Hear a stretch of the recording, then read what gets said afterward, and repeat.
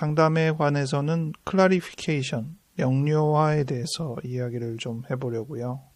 명료화란 내담자가 이야기한 모호하고 애매한 내용을 명확하게 하는 작업입니다. 또 이야기가 주변으로만 맴돌 때 정말 하고 싶은 이야기로 접근하는 것도 명료화 작업의 한 부분입니다. 비유는 좀 쉽죠. 안개를 걷어낸다는 표현을 쓰는데 뚜렷하지 않은 어떤 상태가 명확해지도록 작업하는 과정을 말합니다. 그렇다면 이 말에 이미 전제가 있습니다. 내담자는 원래 하고픈 얘기가 명확하게 있다는 사실, 모호하게 표현됐어도 실제로는 분명하다는 사실, 이런 것들이 전제가 되어 있는데 꼭 그렇지는 않죠. 원래부터 명확하지 않고 원래부터 특별히 어떤 얘기를 분명히 하고 싶지 않을 수도 있고, 또 그런 게 있다 손치더라도 지금 당장으로서는 명확하게 드러나지 않을 수도 있습니다. 그때는 명료화 과정이 충분히 이루어지지 않으니까 명료화에 준하는 다른 작업을 해야 되는데, 가장 쉬운 표현은 topic selection, 주제 정하기입니다. 내담자가 한 10여 분 동안 어떤 얘기를 했는데, 이 얘기 저 얘기 했는데 명료화를 통해서 어떤 것들이 분명하게 드러나지 않았다고 가정해 봅시다. 그러면 상담자가 그렇게 얘기할 수 있어요. 지금 이런 얘기도 하시고 저런 얘기도 하시고, 근데 오늘은 어떤 이야기를 좀 더 진행을 해볼까요? 이렇게 질문을 할 수 있습니다. 물론 이 질문이 모든 것들을 해결하는 질문은 아니고, 내담자가 자기가 펼쳐놓은 상황을 어떻게든 조금 더 정돈해 가보려는 노력을 위해서 하는 표현이죠. 꼭 주제를 정해야만 하는가, 내지는 명료화를 해야 하는가라는 의문을 가질 수도 있죠. 실제로 분석 상담에서는 프로이트가 말한 evenly hovering attention, 균등한 주의 분산이라 할 수 있는데, 어느 하나의 주제를 정하지 않고 모든 이야기에 다 균등하게 집중하는 것입니다. 그래야지 명료화 작업도 더 명확하게 될 수 있기 때문에 그렇죠. 과정적으로는 필요한데 우리 인간이 그렇게 모든 것을 다 균등하게 주의를 기울일 수는 없거든요. 그런 작업을, 선작업을 한 다음에는 어느 몇 가지의 주제로 넘어갈 수밖에 없는 것이 당연한 결과입니다. 근데 어떤 주제를 정하는 게 좋은가? 꼭 좋다 나쁘다는 필요 없죠. 하나부터 10까지 있다면 오늘은 1번 하고 다음엔 2번 하고 그래도 되잖아요. 그런데 일반적으로는 중요도가 조금 나뉘니까 분량도 다르고 또 관심도도 다르고 해서 그 중요도에 따라서 정하는데, 그 중요도를 결정함에 있어서 상담자가 갖고 있는 이론 배경이 다분히 작용을 합니다. 상담의 배경에 따라서 어떤 상담자는 욕구에 좀 더 비중을 둘 테고, 또 어떤 상담자는 관계에 비중을 둘 테고, 어떤 상담자는 인지에 좀 더 집중하고, 또 어떤 상담자는 언행에 집중을 합니다. 그 밖에도 또 다른 것에 집중할 수 있죠.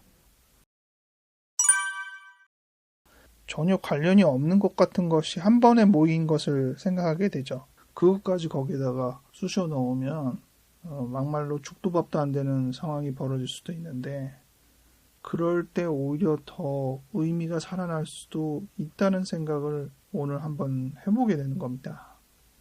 안 좋게 볼 때는, 비판적으로 볼 때는 억지춘향이라고 할 수 있는데, 이거 괜찮은데? 라고 바뀌면 그게 나름의 좋은 결과물이 나오는 것이라고 할 수 있는 건데, 융합이라고 할 수 있고 엮어보기라고 할 수도 있고, 가장 좋은 표현은 제가 보기엔 동시성인 것 같아요. 서로 같이 관련이 없어 보이지만 한자리에 모아놨을 때 그 안에서 새로운 빛을 발하는 의미가 돋아나고 아주 긍정적인 역할을 발휘하는 것, 그 동시성. 우리가 동시성을 경험하는 제일 대표적인 건 토론입니다. 여러 사람들이 모아놓고 참 다양한 사람들이 얘기하다 보면 그 이야기가 산으로 갈 수도 있지만, 어느 때는 정말 혼자서는 고민해서 답이 나오지 않는 어떤 좋은 결과물을 만들어낼 만한 논의가 될 수 있거든요. 그럴 때 사람들이 다 느끼죠. 토론의 힘이 위대하다. 근데 그것이 전혀 말도 안 되는 것을 한 자리에 모았기 때문에 가능한 거거든요. 그 동시성이거든요. 이런 거를 상담에서는 무슨 용어를 쓸까? 제가 기억할 때 상담에서 이 동시성과 어울리는 단어는 2개로 기억하는데, 첫 번째는 집단 상담에서 제일 많이 강조하는 here and now라는 표현입니다. 지금 여기에서 우리가 경험하는 것에 초점을 기울이는 거예요. 물론 거기에는 과거와 미래와 이런 것들이 한자리에 녹아 있는 거긴 합니다.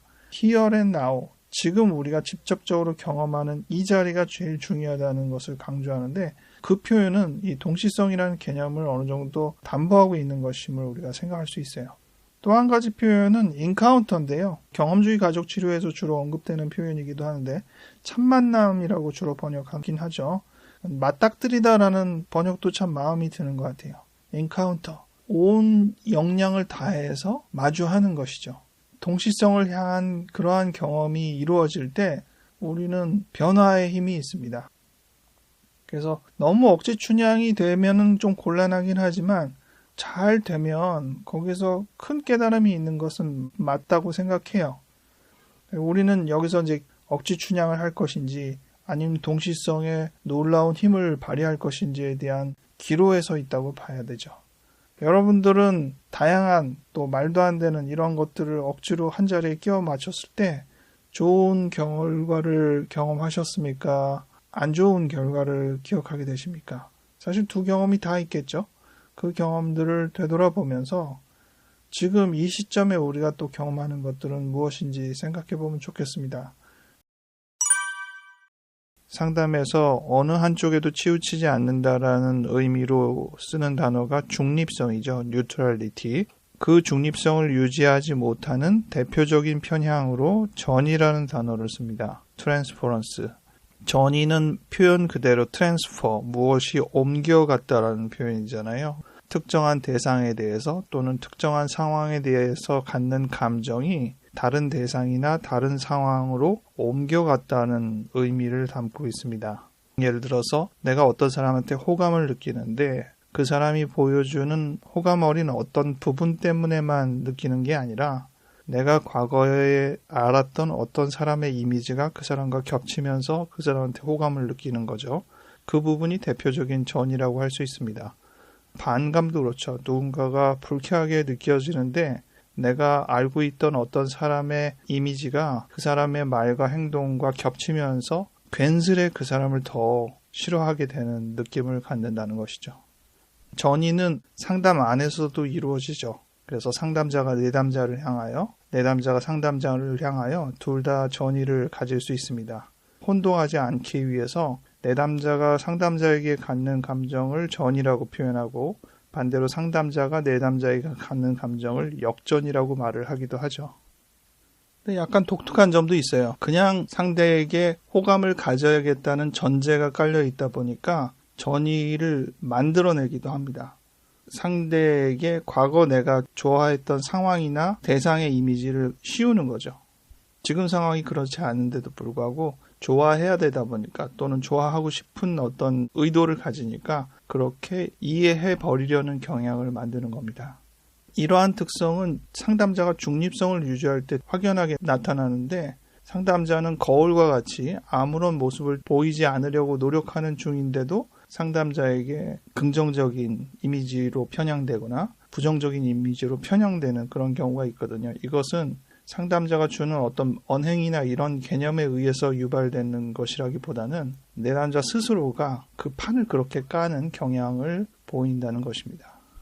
근데 원인이 그렇게 뭔가 과거의 대상이나 상황에서 옮겨갔다라는 바탕 때문에 전이라는 단어를 쓰지만 표면적으로는 그 상대에게 가져야 될 일반적인 감정보다 조금 더 치우쳐서 좋아하거나 치우쳐서 싫어한다는 뜻이기 때문에 오늘 제가 제목으로 붙인 편향이라는 단어에 좀 더 쉽게 어울리는 개념이라 하겠죠. 이러한 전이는 개인에게 자기의 독특한 경험에 따른 감정으로서 고유한 개인의 전이가 되겠지만 일반적으로 많은 사람들이 공통적으로 갖게 되는 전이도 있어요. 가장 쉽게 쓰는 표현이 차별이죠. 상당히 많은 사람들이 어떤 특정한 전이적인 감정, 편향적인 감정을 갖는다는 것입니다. 사회적인 통념 때문이든 종교적인 신념 때문이든 여러 가지 이유로 인해서 그런 편향을 갖는다는 것이죠. 쓴소리가 다 나쁜 소리는 아니잖아요. 상담자도 내담자에게 쓴소리를 합니다. 비록 불편하지만 내담자에게 도움이 될 조언을 쓴소리처럼 할 수도 있죠. 하지만 그것이 부담스러운 이야기이기 때문에 가급적 그 이야기가 내담자에게 수용이 될 수 있도록 사전 작업을 합니다. 사전 작업의 대표적인 두 가지는 첫 번째는 내담자의 행동이나 의도, 감정을 충분히 이해하는 과정을 먼저 하죠.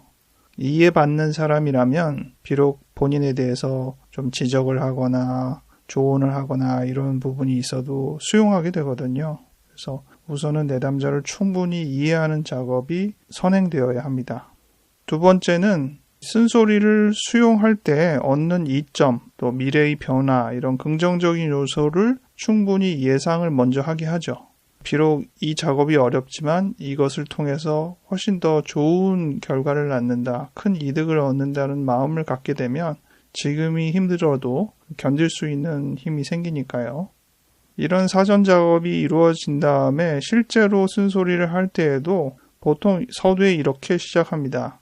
이 말씀이 부담되시겠지만 이렇게 서두에 시작하죠. 그래서 그렇게 사전 작업을 했음에도 불구하고 이 이야기가 편안한 이야기는 아니다라는 점을 두 사람이 서로 인정하는 부분에서부터 시작을 합니다. 이렇게 노력을 해도 쓴소리를 수용하기가 어려운데 그렇지 않고 직설적이거나 조언의 의도는 거의 없이 이루어지는 쓴소리라면 얼마나 부담스럽겠습니까? 오늘 성경 두 본문이 두 특성의 쓴소리를 다 보여주고 있습니다. 조언으로서의 쓴소리도 나오고 비난으로서의 쓴소리도 나오는데 우리 일상에서도 우리가 쓴소리를 들을 때 이게 조언으로서의 쓴소리인지 아니면 비난으로서의 쓴소리인지를 구분할 수 있어야겠습니다. 근데 현실은 이 두 가지 요소가 섞여 있죠. 한 번에 조언만 듣거나 또는 한 번에 비난만 듣거나 하지 않고요. 되게 이게 교묘하게 섞여 있거든요. 그래서 이것을 분별해서 조언의 측면만 잘 흡수해야 하는 것이 우리가 해야 될 일입니다.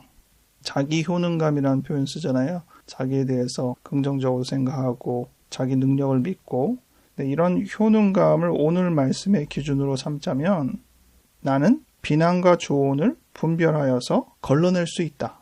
그리고 나는 비난을 받아도 여전히 가치 있다고 여긴다. 또 나는 조언을 나의 것으로 삼아 소화해낸다.